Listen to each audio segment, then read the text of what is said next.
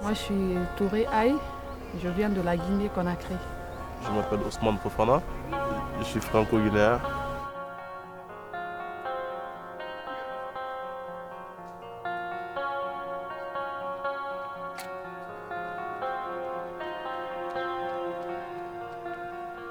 Je suis arrivée en septembre 2012 pour des raisons de mariage forcé à la base.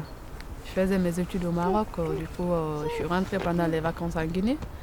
Arrivée là-bas, on me propose un homme plus âgé que moi pour un mariage que je n'étais pas consenti. Du coup, avec l'aide de ma mère, j'ai réussi à quitter la Guinée. Pour un début pour le Mali. Après du Mali, maintenant, je suis arrivée en France. L'homme était vieux et puis il y avait 20 ans d'écart. Ensuite, il avait 3 femmes déjà. Donc, j'ai pas voulu. Donc, si j'insistais, j'allais me retrouver dans ce foyer de gré ou de force. Donc, il fallait quitter. C'était la seule alternative. Mon parcours aussi, ça peut être simple aussi parce que il y avait aussi un peu de raisons politiques aussi pour laquelle je suis parti, vu que à l'époque, les jeunes du quartier qui avaient la grande gueule et qui se faisaient arrêter par l'ancien régime. Donc du coup, moi aussi, ma maman, elle a trouvé nécessaire que je parte de la Guinée parce que avec la mobilisation qui se passait, avec les tracts qui se passaient, elle avait un peu peur pour ma vie, quoi.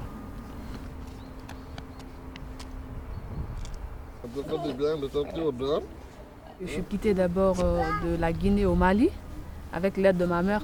Ensuite, arrivée au Mali, il y avait sa copine là-bas, la copine à ma mère bien sûr, qui avait des gens qu'elle connaissait, des passeurs en gros. Donc on m'a trouvé un faux passeport. Si je dis un faux passeport, le passeport d'une autre personne. Donc moyennant de l'argent bien sûr. Donc du coup ça n'a pas été facile, je suis restée longtemps au Mali.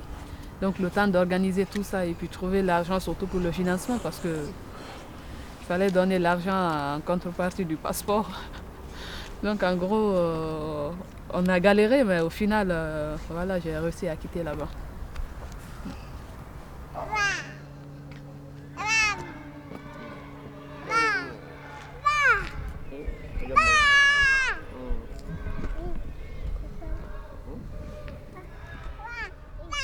L'arrivée de maman en France a été très très émouvant, surtout qu'elle voulait tellement voir ses petits-enfants et tout.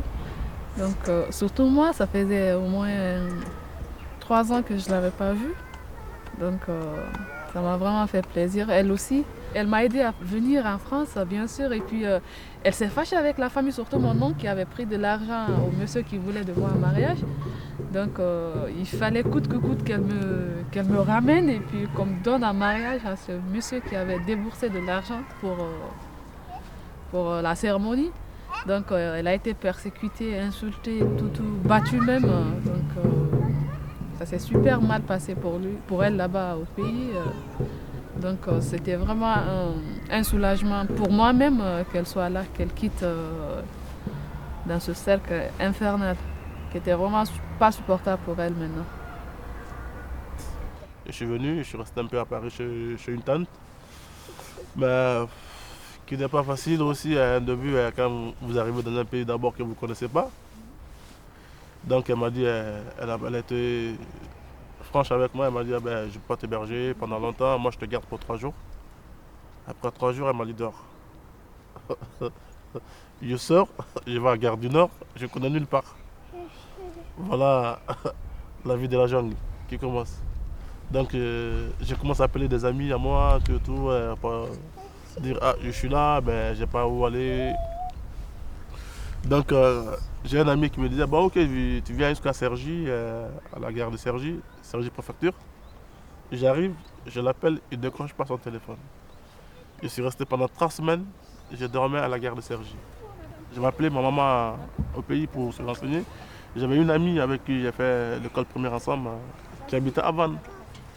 Donc du coup, ma maman a réussi à avoir son numéro, je l'ai appelé, j'ai dit ah, Diane, c'est Ousmane.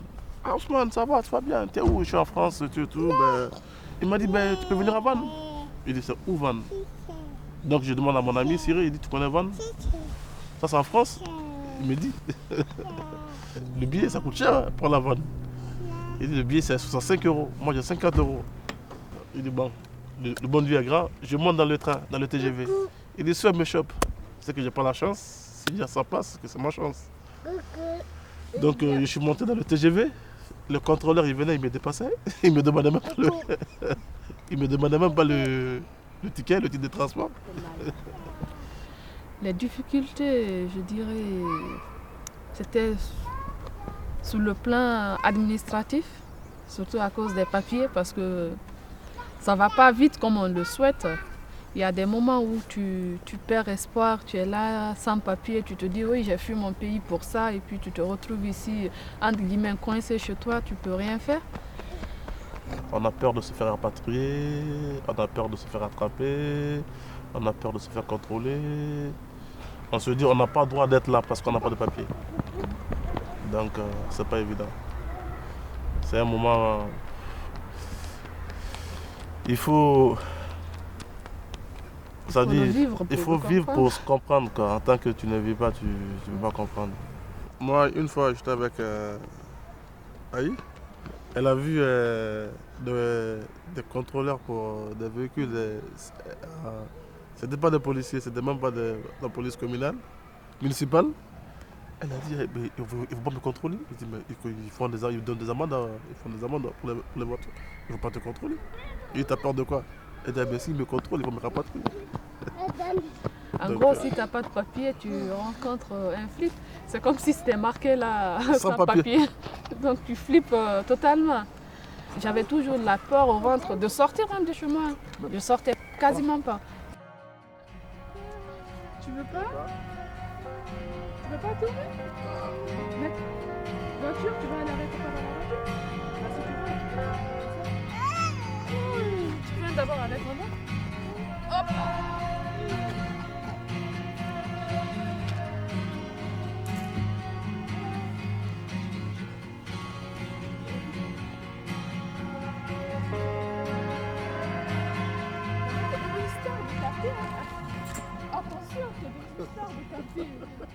Le jour où j'ai eu mes papiers, je me rappelle, j'étais au Resto du Cœur. J'étais partie chercher les couches pour mes enfants. En même temps, j'étais enceinte. Il y a mon conjoint qui m'appelle. Il me dit allô. J'ai fait allô. Il me dit nouvelle. J'ai dit bon. Il me dit tu es résidente. Je dis attends, c'est une blague. Il me dit non. Il dit je viens de recevoir le courrier. Je viens à peine de l'ouvrir. Ah non, là je me suis mise à danser, j'étais enceinte de 8 mois, je me suis mise à danser comme pas possible, en même temps pleurant, je n'y croyais pas. Une fois que tu as des papiers, tu oublies tout ce petit tracas, tu oublies la police et tout, tu te sens libre en fait, tu crains rien entre guillemets et voilà. Liberté totale. Moi j'ai ma carte, tout le temps je sors ma carte, je regarde, ils se moquent tout le temps de moi d'ailleurs. J'ai oublié les autorités et puis la police et tout. C'est un sentiment de joie qu'on ne peut pas décrire en gros.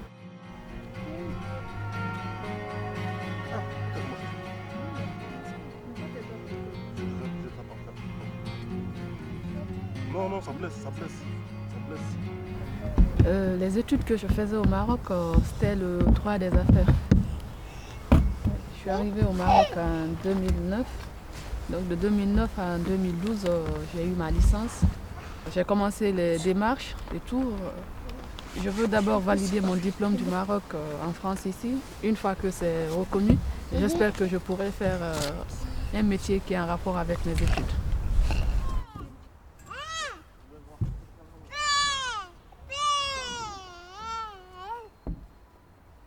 Tu peux tourner si tu veux.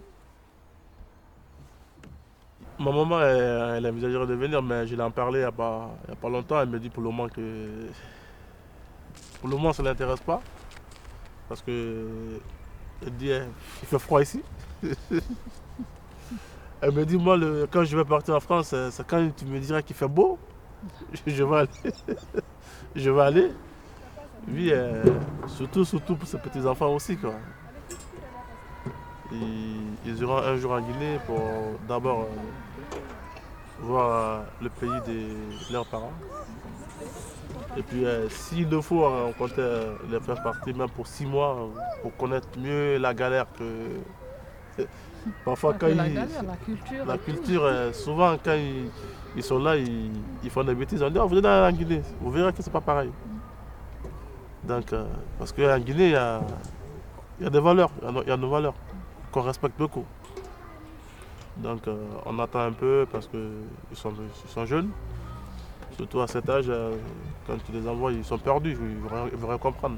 Tu vas aller avec papa? Donc, le moment venu, ils iront en Guinée. Mes enfants, ils sont nés en France. À la base, ils n'étaient pas français. C'est quand moi j'ai eu ma nationalité qu'ils sont devenus français. Donc, entre guillemets, eux, ils ne connaîtront pas ce que nous on a connu. Parce qu'ils sont petits, ils ne connaissent même pas les papiers. Donc aujourd'hui, eux, ils sont français. Ils sont nés en France.